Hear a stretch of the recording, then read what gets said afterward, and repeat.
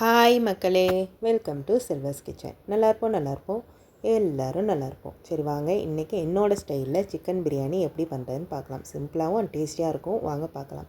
நான் 1 கிலோ சிக்கனை எடுத்து நல்லா க்ளீன் பண்ணிவிட்டு 1 டீஸ்பூன் இஞ்சி பூண்டு பேஸ்ட்டு, 1 டீஸ்பூன் தனி மிளகாத்தூள், அரை டீஸ்பூன் கொத்தமல்லி பொடி, தேவையான அளவு உப்பு எல்லாம் சேர்த்து 2 டீஸ்பூன் தயிர் சேர்த்து நல்லா மிக்ஸ் பண்ணி ஒரு 1/2 hour ஊற வச்சு அதுக்கப்புறம் பிரியாணி செஞ்சோன்னா அந்த உப்பு காரம் எல்லாம் அந்த பீஸில் இறங்கி சாப்பிடும் போது அவ்வளோ டேஸ்ட்டாக இருக்குங்க.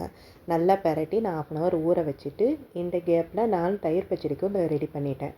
2 பெரிய வெங்காயம் கட் பண்ணி கூடவே தயிர், உப்பு, கொஞ்சம் கொத்தமல்லி தழை போட்டு அதையும் ரெடி பண்ணி சைடில் வச்சுட்டு நான் இன்றைக்கி 1 கிலோ சிக்கன் எடுத்திருக்கேங்க. ஸோ 1 கிலோ பிரியாணி அரிசி நான் பாஸ்மதி ரைஸ் தான் செய்வேன்.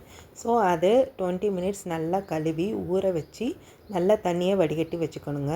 இப்போ ஒரு பேனில் 3 டீஸ்பூன் ஆயில், 2 டீஸ்பூன் நெய் சேர்த்து அது காஞ்சதும் பிரியாணி மசாலாலாம் போட்டு அது பொரிஞ்சதும் 4 பெரிய வெங்காயம், 3 பச்சை மிளகாய் எல்லாத்தையும் போட்டு நல்லா பொன்னிறமாக ஆனதும் 2 டீஸ்பூன் இஞ்சி பூண்டு பேஸ்ட்டு, 1 கைப்பிடி அளவு புதினா, 1 கைப்பிடி அளவு கொத்தமல்லி ரெண்டும் சேர்த்து நல்லா பச்சை வாசனை போகிற வரைக்கும் வதக்கிட்டு நான் 4 பெரிய தக்காளியை பழுத்த தக்காளியை கட் பண்ணி வச்சுருக்கேங்க. அதையும் சேர்த்து நல்லா வதங்கினதுக்கப்புறம் தக்காளி சேர்த்ததும் தேவையான அளவு உப்பு சேர்த்து நல்லா வதங்கினதுக்கப்புறம் நான் 2 டீஸ்பூன் பிரியாணி மசாலா, 3 டீஸ்பூன் தனி மிளகாத்தூள் இது மட்டும்தாங்க நான் பிரியாணிக்கு சேர்ப்பேன். இதெல்லாம் சேர்த்து அந்த பச்சை வாசனை போகிற வரைக்கும் வதக்கிட்டு நம்ம ஊற வச்சுருக்கிற சிக்கனை சேர்த்து நல்லா மிக்ஸ் பண்ணிவிட்டு நான் 1/2 டம்ளர் தண்ணி ஊற்றுறேங்க. சிக்கன் ஒரு 10 minutes வெந்தால் போதும். அது 10 நிமிஷம் கழித்து 1/2 கப் தயிர் சேர்த்து ஒரு 5 minutes வேக வச்சா 75% சிக்கன் வெந்துடும். அதுக்கப்புறம் நம்ம அரிசி சேர்த்து தம் போடும்போது அது நல்லா குக் ஆகிடுங்க. இப்போ நம்ம தண்ணி வடித்து வச்சுருக்கிற அரிசியை சேர்த்து கீழேருந்து ஒரு தடவை நல்லா கிளறி விடணுங்க. கிளறி விட்டதுக்கப்புறம் நான் 2 டம்ளர் அரிசிக்கு 4 டம்ளர் தண்ணி சேர்த்துருக்கேங்க.